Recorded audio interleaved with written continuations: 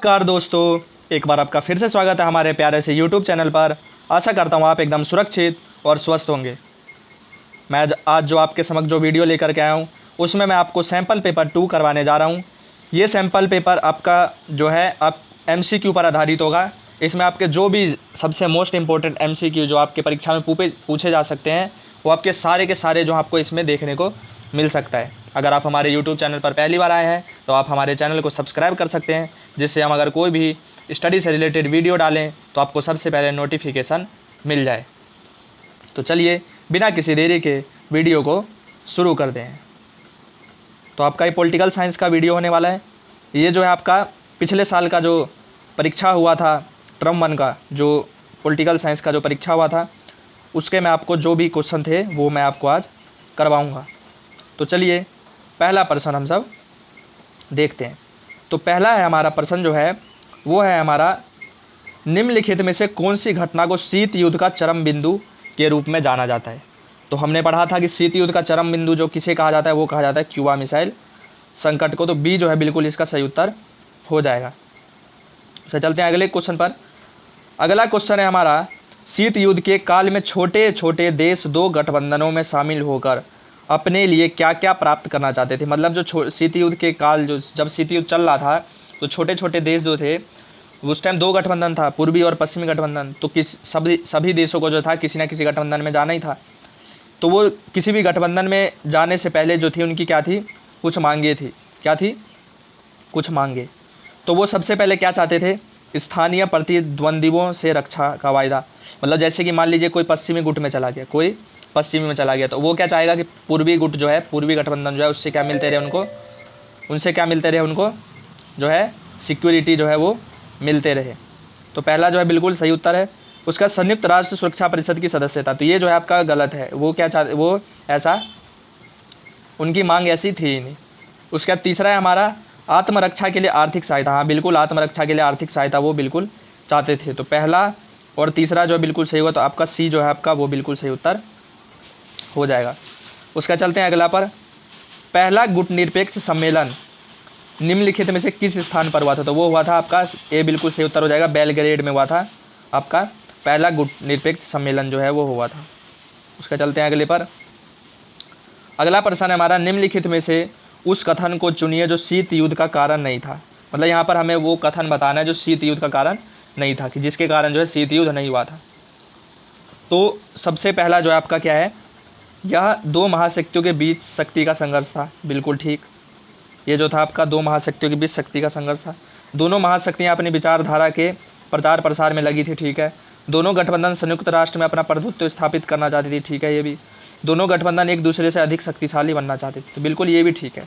यहाँ पर आपका जो है तो बात चारों सही, लेकिन जो आपका ए जो है ना कि यह दोनों महाशक्तियों के बीच शक्ति संघर्ष था, नहीं। हमने यहाँ पर क्या देखा था, शीत युद्ध क्या था, शीत युद्ध जो था वो क्या था, रक्त रंजित युद्ध था। ये कौन सा युद्ध था, इसमें रक्त मतलब जनता की जो है कोई भी इसमें हानि नहीं हुई थी।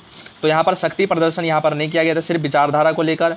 उसके बाद संयुक्त राष्ट्र में अपना प्रभुत्व स्थापित करना चाहते थे और एक दूसरे से अधिक शक्तिशाली आर्थिक तौर पर इन सब चीज़ों को लेकर के होना चाहते थे, ना कि युद्ध जो है इसमें नहीं हुआ था। इसलिए यह दोनों महाशक्ति जो थी बीच का संघर्ष नहीं था। तो यहाँ पर हमें नहीं पूछा था, इसलिए ए जो है बिल्कुल इसका सही उत्तर हो जाएगा। चलते हैं अगले पर। स्वतंत्रता के तुरंत बाद भारत में नियोजित विकास के लिए निम्नलिखित में कौन सा आयोग गठित किया था। तो वो हुआ था योजना आयोग। ठीक है, कौन सा आयोग, योजना आयोग के यहाँ पर जो है विकास के लिए। उसका चुनाव पर अगर आगे, जैसे कि चुनाव पर आधारित स्वतंत्रता के तुरंत बाद चुनाव करवाने के लिए तो चुनाव आयोग का हुआ। उसके बाद नीति आयोग तो आपका 2015 में आया है ना। तो यही सब चीज़ें आपका था। तो योजना आयोग जो था आपका कब आया था, 1950 में जो है आपका योजना आयोग आया था। उसका दिया आपका इंग्लिश मीडियम वालों के, इंग्लिश मीडियम वाले भी जो है आप जो है अपना देख सकते हैं। तो चलते हैं छठे सवाल पर। छठा है हमारा कि निम्नलिखित में से नीति आयोग के उपाध्यक्ष को नियुक्त कौन करता है। नीति आयोग का जो उपाध्यक्ष कौन नियुक्त करता है, तो वो करता है भारत का प्रधानमंत्री, जो आपका नीति आयोग का उपाध्यक्ष की नियुक्ति करता है। उसके बाद आपका सातवां प्रश्न है, नीति आयोग का गठन किस वर्ष किया गया था। तो वो हुआ था आपका 2015 में पूर्ण रूप से जो है नीति आयोग को गठित कर लिया गया था। उसका चलते हैं अगले पर। नीति आयोग के बारे में निम्नलिखित कथनों में से कौन सा कथन सत्य है, आपको ये बताना है। तो नीति आयोग जो है संघीय सरकार का थिंक टैंक है, बिल्कुल ये ठीक है। नीति आयोग को थिंक टैंक भी कहा जाता है, दूसरा नाम। नीति आयोग आतंकवाद के विरुद्ध कार्रवाई करता है, ये भी ठीक है। नीति आयोग सहकारी संघवाद की भावना से काम करता है, बिल्कुल ये भी ठीक है। नीति आयोग बड़े राज्यों की बड़ी और छोटे राज्यों को छोटी भूमिका देता है, ये जो आपका गलत हो गया, क्योंकि नीति आयोग जो है वो चाहे बड़ा राज्य हो चाहे छोटा राज्य हो, सबको क्या करता है, बराबरी का जो है हिस्सा जो है बिल्कुल देता है। तो आपका कौन कौन सा सही था, आपका जो है देखते हैं कौन कौन सा सही था। तो आपका जो है पहला वाला बिल्कुल ठीक था, पहला वाला आपका बिल्कुल ठीक था, थिंक टैंक वाला। उसका दूसरा भी ठीक था, उसका तीसरा भी ठीक था। चौथा जो था आपका क्या था, गलत था। तो आपको देखना चौथा जिसमें उसको काट देना है। इसमें चौथा है, ये भी कट जाएगा, ये भी कट जाएगा, ये भी कट जाएगा। आपका क्या बच गया जो है आपका 1 और 3, 1 और 3 भी क्या हो जाएगा आपका बिल्कुल सही उत्तर हो जाएगा, ये रहा आपका। तो 1 और 3 जो है आपका बिल्कुल सही उत्तर जाएगा, क्योंकि इसमें सब में क्या थे, चौथे वाले थे। तो आपका चौथा जिसमें वो बिल्कुल कट हो जाएगा। तो आपका 1 और 3 जो है बिल्कुल सही उत्तर हो जाएगा। तो चलते हैं अगले पर। द्वितीय पंचवर्षीय योजना में किस क्षेत्र का मुख्य रूप से जोर दिया गया था। तो द्वितीय पंचवर्षीय योजना में जो आपका औद्योगिकरण पर जोर दिया गया था, और पहले वाले पंचवर्षीय योजना में जो आपका कृषि पर जोर दिया गया था। तो आपको याद कर लेना है, इसमें द्वितीय क्या पता आप में पहला आ जाए। तो द्वितीय पंचवर्षीय योजना में जो आपका औद्योगिकरण पर और पहले वाले में आपका कृषि पर जोर दिया गया था। तो चलते हैं अगले पर। अगला है हमारा, नीचे दिए गए कथन शोक थेरेपी के बारे में ऐसा विकल्प चुनिए जो केवल सत्य कथन को दर्शाती है, मतलब यहाँ पर सत्य बताना है। तो शोक थेरेपी के बारे में यहाँ पर बताया गया। तो हमें पता है कि शोक थेरेपी का परिणाम स्वरूप क्या हुआ था, रूबल जो मुद्रा थी रूस की उसमें कीमत कम हो गई थी, बिल्कुल ठीक है। तो इसकी गिरावट आई, बिल्कुल पहला ठीक है। शोक थेरेपी से साम्यवाद और मजबूत हुआ, तो शोक थेरेपी से साम्यवाद जो था वो कमज़ोर हो गया था, तो बिल्कुल ये जो आपका गलत है। शोक थेरेपी से वस्तुओं के दाम गिर गए, ठीक है। वस्तुओं के दाम जो यहाँ पर जो है शोक थेरेपी से आपके बढ़ गए थे, क्या हो गए थे, बढ़ गए थे, तो ये भी जो आपका गलत है। शोक थेरेपी से सामाजिक कल्याण की पुरानी व्यवस्था नष्ट हो गई, शोक थेरेपी से सामाजिक कल्याण की पुरानी व्यवस्था नष्ट हो गई, बिल्कुल ये बात जो आपका ठीक है। तो आपका पहला और चौथा जो है बिल्कुल सही उत्तर हो जाएगा। तो पहला और चौथा जो आपका किस में है, आपका यहाँ पर डी जो है आपका बिल्कुल सही उत्तर हो जाएगा। पहला और चौथा जो आपका सही है, बाद बाकी ये तीनों जो दोनों जो कहा गया वो क्या आपका गलत कहा गया है। उससे चलते हैं अगला प्रश्न पर। अगला हमारा 11वां प्रश्न है, निम्नलिखित को काल क्रमानुसार लगाना है कि सबसे पहले क्या हुआ, उसके बाद क्या हुआ, उसके बाद क्या हुआ, इसमें हमें क्या कर लगाना है, इसको यहाँ पर आपको लगाना है। तो सबसे पहले हम ये देखते हैं, पहला हमारा द्वितीय विश्व युद्ध की समाप्ति। तो हमें पता है कि द्वितीय विश्व युद्ध जो आपका कब समाप्त हुआ था, 1945 में। उसका सोवियत संघ का विघटन कब हुआ था, तो सोवियत संघ का विघटन जो है आपका 91 में हो गया था। उसके बाद बर्लिन की दीवार कब गिराई गई, तो हमें पता है कि 89 में जो है बर्लिन की दीवार गिरा दी गई थी। और भारत रूस सामरिक समझौता कब हुआ था, तो हमें पता है ये जो हुआ था आपका 1971 में। कब हुआ था, 1971 में। तो सबसे पहले हमें क्या बताना है, देखो सबसे पहले डेट जो कम है उसे हम पहले पे लेंगे। तो पहला ये हो गया, उसका दूसरे नंबर पे 71 वाला, दूसरे नंबर पे ये, उसके बाद तीसरे नंबर पे आपका बर्लिन की दीवार वाला, और चौथे नंबर पे ये। तो क्या हो जाएगा 1 2 3 4, हमें देखना है ऑप्शन में कहाँ पर है, 1 4 3 2 है ना, 1 4 3 2। तो आपका जो डी यहाँ पर बिल्कुल सही उत्तर हो जाएगा। पहला कब हुआ 1945 में, फिर उसका 70 71 वाला, फिर उसका तीसरा और चौथा, ठीक है। आपका बिल्कुल सही उत्तर हो जाएगा 1 4 3 2। उसका ये रहा आपका इंग्लिश मीडियम वालों के लिए, आप भी यहाँ पर जो है अपना देख सकते हैं इंग्लिश मीडियम वाले। अब चलते हैं हम अपने अगले क्वेश्चन पर। अगला प्रश्न है हमारा, नीचे लिखे समूहों में से देशों के उस समूह को पहचानिए जो विघटन से पूर्व सोवियत संघ के भाग रहा है। तो ये जो आपका बिल्कुल सही उत्तर हो जाएगा, तजाकिस्तान, अजरबैजान और आर्मीनिया जो है आपके जो हैं वो विघटन से पहले सोवियत संघ के भाग रहे हैं। उसे चलते हैं अगले पर। अगला हमारा, निम्नलिखित में से कौन सा कथन सोवियत प्रणाली की विशेषता नहीं है। तो इसमें जो आपका सही उत्तर हो जाएगा वो हो जाएगा डी, लोगों को संपत्ति का अधिकार प्राप्त था। ये जो आपका विशेषता सोवियत प्रणाली का नहीं था, यहाँ पर जो है लोगों को संपत्ति का अधिकार प्राप्त नहीं था, क्योंकि यहाँ पर साम्यवादी थी, यहाँ पर क्या था, सब चीज़ जो है सार्वजनिक था। तो चलते हैं यहाँ पर अगला क्वेश्चन हमारा 14वां, ऐसा कथन चुनिए जो रूस में हुई 1917 की समाजवादी क्रांति के बारे में सत्य नहीं है। तो आपका जो है सी बिल्कुल सही उत्तर हो जाएगा, इसका लक्ष्य द्विदलीय प्रणाली को स्थापित करना था। ये जो आपका क्या है गलत है। उसे चलते हैं अगले पर। अगला है हमारा, भारत की परमाणु नीति से संबंधित निम्नलिखित में से कथनों में से उन कथन को चुनिए जो सत्य नहीं है। भारत की परमाणु नीति से कौन सा मतलब यहाँ पर गलत बात बताया गया। तो आपका जो है बी बिल्कुल सही उत्तर हो जाएगा। 2 और 4 जो पहला तो यहाँ पर यह है कि भारत की परमाणु नीति CTBT व्यापक परमाणु परीक्षण प्रतिबंध के पक्ष में थी, तो ये जो आपका हो जाएगा गलत। उसके बाद चौथा है हमारा भारत की परमाणु नीति एशिया के छोटे देशों की सहायता के लिए था, तो आपका ये जो है आपका गलत हो जाएगा कि परमाणु नीति जो है कुछ भी नहीं, छोटे देशों की सहायता के लिए नहीं था। चलते हैं अगले पर। अगला है हमारा भारत के कौन से देशी रजवाड़े ने स्वतंत्र राज्य के रूप में बने रहने की घोषणा सबसे पहले की। तो सबसे पहले जो है स्वतंत्र राज्य के लिए त्रावणकोर जो था आपका, सबसे पहले जो आपका जो है स्वतंत्र राज्य के रूप में बने रहने की घोषणा सबसे पहले की थी। चलते हैं अगले पर। शीत युद्ध के दौरान भारत के किसी भी खेमे अर्थात पश्चिमी गठबंधन अथवा पूर्वी गठबंधन में शामिल क्यों नहीं हुआ। क्योंकि भारत जो था दोनों गठबंधन से दूर रहना चाहता था। वो चाहता था जो है तीसरा जो आपका था गुटनिरपेक्षता के पथ पर चले, किसी भी गठबंधन में ना जाए। उसके बाद आपका ये इंग्लिश मीडियम वालों के लिए आप अपना देख सकते हैं ये प्रश्न पत्र।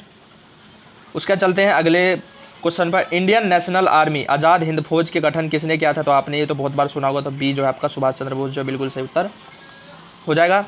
उसका चलते हैं अगले प्रश्न पर कि भारत के किस देश के साथ संधि है जिसके अंतर्गत दोनों देश के नागरिक जो है एक दूसरे के में बिना पासपोर्ट और वीज़ा के आ जा सकते हैं और काम कर सकते हैं। तो आपका श्रीलंका जो है बिल्कुल सही उत्तर हो जाएगा। श्रीलंका आपका नेपाल बिल्कुल सही उत्तर हो जाएगा, क्योंकि नेपाल एक ऐसा देश है जहाँ पर जो है हमें वीज़ा की ज़रूरत नहीं है, हम कभी भी आ जा सकते हैं, रात के 12 बजे हों चाहे कभी भी हम जाके वहाँ पर आ जा सकते हैं। बॉर्डर पर आपको कोई भी कुछ रोक टोक नहीं कर सकता।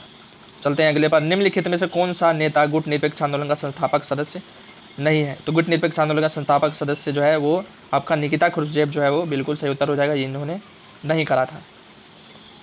तो चलते हैं अगले पर। निम्नलिखित में से कौन संयुक्त राष्ट्र का एक प्रमुख अंग नहीं है। तो विश्व बैंक जो है वो संयुक्त राष्ट्र का एक प्रमुख अंग नहीं है। उसके बाद आपका ये जो आपका 20वां जो सवाल था, इसमें आपको मैं एक बता दूं एक बात कि आपका पेपर में जो है आपका 2 नंबर में पूछा जा सकता है गुटनिरपेक्ष आंदोलन जो है उसके संस्थापक सदस्यों के नाम लिखे। तो आपका भारत से जवाहरलाल नेहरू थे, उसके बाद अब्दुल गमाल नासिर थे, उसके बाद सुकुरनो जो थे, ये 3 आदमी थे जिन्होंने सबसे पहले जो है गुटनिरपेक्ष आंदोलन की संस्थापना में भाग लिया था। तो चलते हैं अब हम अगले प्रश्न पर। अगला प्रश्न है हमारा, निम्नलिखित में से कौन सा कथन यूनिसेफ का कार्य है। तो आपका जो बिल्कुल सी जो है आपका सही उत्तर हो जाएगा। यह जो है बच्चों के स्वास्थ्य की बेहतरी के लिए क्या करता है, काम यहाँ पर करता है। उसके बाद चलते हैं अगले प्रश्न पर। अगला है हमारा, निम्नलिखित में से कौन से कथन अंतर्राष्ट्रीय श्रम संगठन के उद्देश्य है। तो आपका जो है बी जो है बिल्कुल सही उत्तर हो जाएगा। इसमें देखते हैं क्या क्या है। तो आपका दूसरा है पहले, यह मजदूरों के हित में अंतर्राष्ट्रीय श्रम मानदंडों के अनुसार कार्य करता है, ठीक है बिल्कुल। यह मुख्यतः मानव अधिकार की रक्षा के लिए काम करता है, और यह महिला और पुरुष श्रमिकों को उत्पादन कार्य में लगाने के लिए प्रोत्साहित करता है। और आपका जो है ये जो है आपका गलत हो जाएगा, क्योंकि इसका काम क्या है, श्रम देना, ना कि न्याय देना। न्याय देना जो इसका काम नहीं है। तो आपका बी जो है बिल्कुल सही उत्तर हो जाएगा। उसके बाद चलते हैं अगले पर। निम्नलिखित विकल्पों में से वह कौन सा विकल्प है जो उन 3 देशी रियासतों को दर्शाता है जिन्हें अपने विलय का विरोध किया। तो आपका जूनागढ़, हैदराबाद और त्रावणकोर, इन तीनों ने क्या करा था, जो है देशी रियासतों में जो है विलय होने से क्या कर दिया था, सबसे पहले मना कर दिया। तो आपका जो है ये मोस्ट इंपॉर्टेंट क्वेश्चन है आपका ये, तो इसे ज़रूर याद कर लें। ये आपका इंग्लिश मीडियम वालों के लिए, इंग्लिश मीडियम वाले भी अपना देख सकते हैं। उसके बाद चलते हैं हम अपने 25वें सवाल पर। 25वां जो है हमारा, भारत के गुटनिरपेक्षता की नीति की आलोचना क्यों की गई। तो आपके जो भारत में जो है गुटनिरपेक्षता के जो संबंध में था, तो दूसरे जो देश थे उन्होंने क्या कहा, जो भारत जो है गुटनिरपेक्ष के जो सिद्धांत है, जो उद्देश्य हैं, लक्ष्य हैं, उसके जो है सही से पालन जो है भारत नहीं कर रहा है। तो सबसे इसका आंसर देखते हैं क्या है। तो इसका आंसर जो है आपका डी बिल्कुल सही उत्तर हो जाएगा। तो अब डी में जो है पहला, दूसरा और चौथा देखते हैं। भारत की गुटनिरपेक्षता की नीति अपने राष्ट्रीय हितों के नाम पर सिद्धांत विहीन है, ये लोगों का क्या था, आलोचना था। उसके बाद भारत ने सोवियत संघ के साथ 1971 में 20 वर्षीय मैत्री संधि की। तो ये भी जो है बिल्कुल आपका जो है इसमें आलोचना करी। अब इसमें इसलिए आलोचना की गई कि कहा गया जो भारत जो था वो किसी भी गुट में नहीं जाना चाहता था, तो फिर उसके बाद वो सोवियत संघ के साथ जो है ये सब क्यों कर रहा था, ना कि अमेरिका के साथ क्यों नहीं कर रहा था। उसके बाद आपका चौथा है, भारत अनेक अंतर्राष्ट्रीय मुद्दों पर निष्पक्ष नहीं रहा।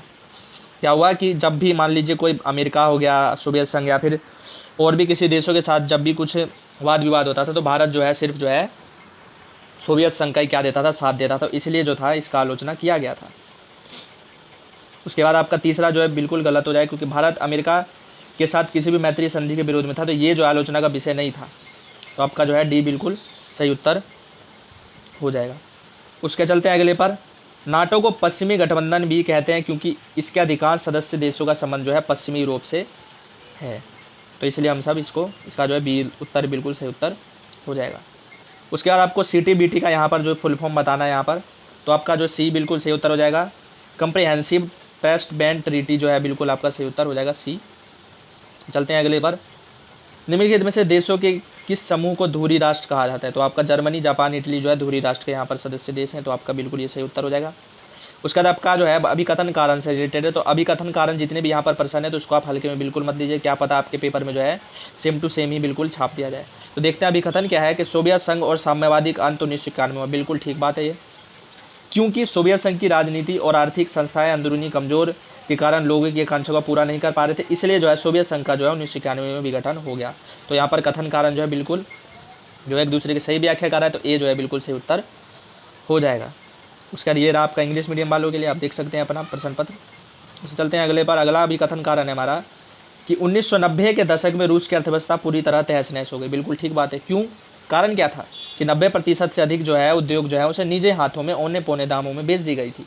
तो दोनों जो है बिल्कुल एक दूसरे की सही व्याख्या करा, इसलिए ए जो है बिल्कुल सही उत्तर हो जाएगा। उसका अगला है हमारा 31वां प्रश्न है, संयुक्त राष्ट्र का प्रमुख उद्देश्य क्या है? तो संयुक्त राष्ट्र का प्रमुख उद्देश्य यह है कि ये जो है बिल्कुल छोटे देशों को शोषण से बचाने के लिए बड़ी शक्तियों पर नियंत्रित करना, बिल्कुल इसका सही उत्तर हो जाएगा। आंसर तो आपका ये भी है कि जनसंख्या वृद्धि, अंतर्राष्ट्रीय झगड़ों को रोकना, लेकिन यहाँ पर आपको जो है एग्जैक्ट आंसर लगाना था, इसके कारण क्या है आप यहाँ पर ये लिख सकते हैं। और अगर मान लीजिए आपका 3 से 4 अंक में आ गया संयुक्त राष्ट्र की प्रमुख विशेषता बताइए, तो आप जो है अंतर्राष्ट्रीय झगड़ों को रोकना, छोटे देशों को शोषण से बचाना, उसके बाद लड़ाई झगड़े से और देशों के बीच में जो है बातचीत करके जो है समस्या का हल करना, ये सब क्या है संयुक्त राष्ट्र का क्या है उद्देश्य है। उसके बाद अगला क्वेश्चन हमारा, संयुक्त राष्ट्र की स्थापना कब हुई? तो ये जो हुआ था आपका द्वितीय विश्व युद्ध के बाद, मतलब 1945 में जो है आपका हुआ था। ये हुआ था आपका 24 अक्टूबर को। कब हुआ था? 24 अक्टूबर को आपका जो है 1945 में जो है संयुक्त राष्ट्र का क्या हुआ था, स्थापना हो गया था। और इसके 6 दिन बाद, मतलब 24 तारीख को संयुक्त राष्ट्र का गठन हुआ 24 को, और 6 दिन बाद ही जो है 30 अक्टूबर को जो है इसमें भारत जो है आपका संयुक्त राष्ट्र में जो है जुड़ गया था। बिल्कुल, तो आप ये याद कर सकते हैं। उसका चलते हैं अगले क्वेश्चन पर। अगला क्वेश्चन हमारा जो है, संयुक्त राष्ट्र को अधिक प्रासंगिक बनाने के लिए सितंबर 2005 में संयुक्त राष्ट्र की 60वीं सालगिरह मनाने के अवसर पर शामिल नेताओं द्वारा उठाए जाने वाले कदमों के रूप में की गई सिफारिशों के बारे में बताइए। कि जो 2005 में जो संयुक्त राष्ट्र की 60वीं जो है बैठक हुई थी, तो उसमें उन्होंने किन किन मुद्दों को लेकर के कहा जो इन सब चीज़ों की जो है विश्व में ज़रूरत है। तो सबसे पहले इसका आंसर देखते हैं। तो आंसर जो आपका है डी बिल्कुल सही है, 1, 3 और 4 जो है बिल्कुल इसका सही उत्तर हो जाएगा। तो पहले तो शांति स्थापना संस्थापक आयोग का गठन करना था इनको, ठीक है। उसके बाद आपका युद्ध रहित क्षेत्रों का निर्माण करना, कि कोई भी जो है युद्ध पे बात ना जाए, बातचीत से जो है जो भी समस्या उसको ख़त्म करें। उसके बाद आतंकवाद तो सब में मुद्दा रहता ही है, तो आपका जो है बिल्कुल डी जो है बिल्कुल सही उत्तर हो जाएगा। इसके बाद आपका एक और अभिकथन कारण से रिलेटेड आ गया प्रश्न। तो संयुक्त राष्ट्र सुरक्षा परिषद की सदस्य संख्या 1965 में 11 से बढ़ा करके 15 कर दी गई थी, बिल्कुल एकदम ठीक है। उसके बाद कारण बता रहे कि सुरक्षा परिषद के स्थायी सदस्यों की संख्या बदली गई, नहीं, ये जो आपका गलत है। सुरक्षा परिषद की स्थायी सदस्य जब इसका गठन हुआ था तो 5 था, और अभी भी क्या है 5 ही है। तो यहाँ पर जो आपका बोला गया है जो सदस्यों की संख्या बदली गई, तो आपका ये गलत हो जाएगा। तो आपको देखना है यहाँ पर कहाँ है, तो ये रहा आपका डी जो है बिल्कुल सही उत्तर हो जाएगा। अभिकथन तो सही है परंतु कारण जो है वो गलत है, तो डी बिल्कुल आपका सही उत्तर हो जाएगा। ये रहा आपका इंग्लिश मीडियम वाले बच्चों के लिए, आप भी अपना प्रश्न पत्र देख सकते हैं। उसका चलते हैं अगले प्रश्न पर। अगला हमारा, निम्नलिखित में से कौन सा कथन संयुक्त राष्ट्र सुरक्षा परिषद में भारत के स्थायी सदस्य के दावे को सही नहीं ठहराता? तो सी जो है बिल्कुल सही उत्तर हो जाएगा आपका, सी बिल्कुल सही उत्तर हो जाएगा। भारत पाकिस्तान के विरुद्ध 2 युद्ध जीत चुका है, तो ये जो आपका सदस्य के दावे को सही नहीं ठहराता, क्योंकि सुरक्षा परिषद में तो उसको लेना चाहिए जो आपका जो है युद्ध में ना लड़ता हो, लेकिन यहाँ पर जो है इसके विरोध में बता दिया गया, तो आपका सदस्य के दावे को सही नहीं ठहराता, बिल्कुल इसका सही उत्तर हो जाएगा। उसका चलते हैं 36वें सवाल पर। निम्नलिखित में से कौन सा कथन 1947 में ब्रिटिश इंडिया के विभाजन का कारण नहीं था? तो आपका जो सी बिल्कुल सही उत्तर हो जाएगा। देसी रजवाड़ों का भारत में बिल है जो आपका सही उत्तर हो जाएगा।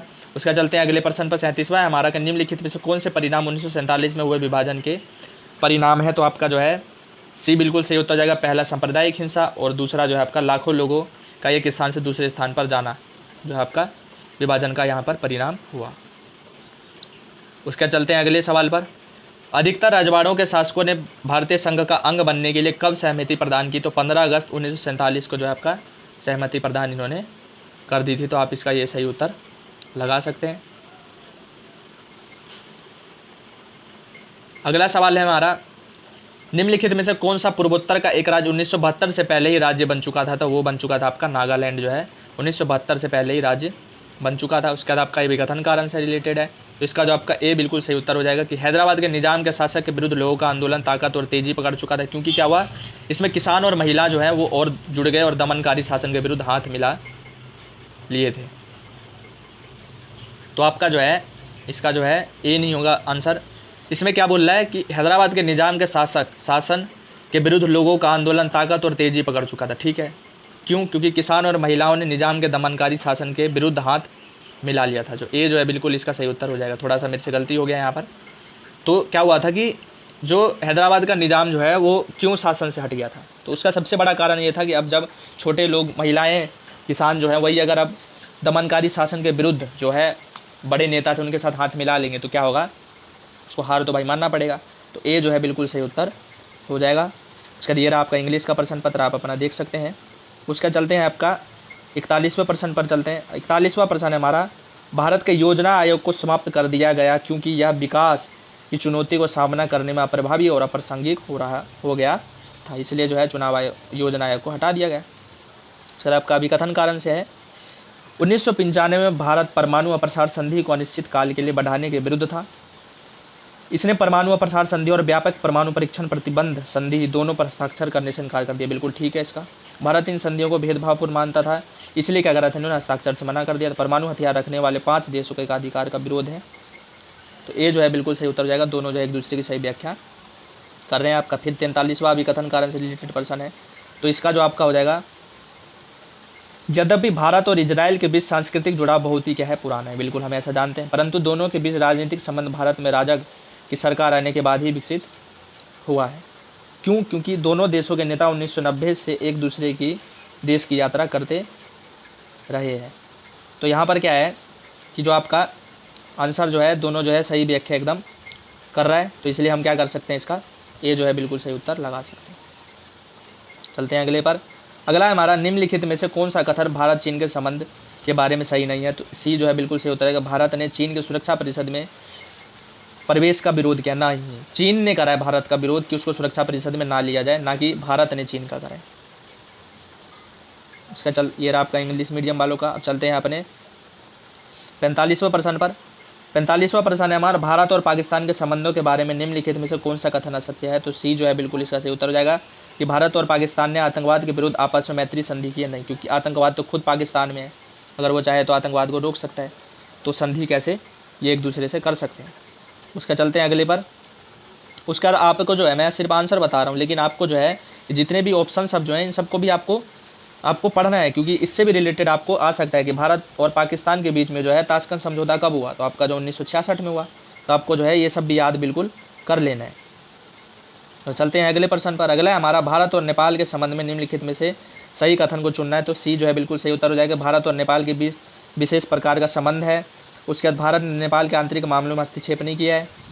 उसके बाद भारत ने प्राकृतिक आपदाओं के समय सदैव नेपाल की सहायता के नागरिक एक दूसरे के देश में बिना वीज़ा यात्रा नहीं कर सकते। तो ये जो है आपका गलत है, क्योंकि भारत के और नेपाल के बीच में जो है नागरिक जो है बिना वीज़ा के यात्रा कर सकते हैं। तो 1 और 3, एक सी जो है बिल्कुल सही उत्तर हो जाएगा। उस देशों की पहचान कीजिए जिसमें नीचे दी गई चारों विशेषताएँ हैं। यहाँ पर हमें क्या बताना है, उन देशों की पहचान करनी जिसमें नीचे दी गई चारों विशेषताएँ। तो आपका जो है उत्तर जो है बिल्कुल आपका डी जो है बिल्कुल सही उत्तर हो जाएगा। बांग्लादेश की यहाँ पर जो है सारी विशेषता बताएगी। यह भारत की पूर्व चलो नीति का हिस्सा है। यह भारत की सहायता में अस्तित्व में आया है। इसकी सीमा भारत की सीमा से स्पर्श करती है। एक धर्मनिरपेक्ष और लोकतांत्रिक देश है। बिल्कुल सही है। चलते हैं अगले पर।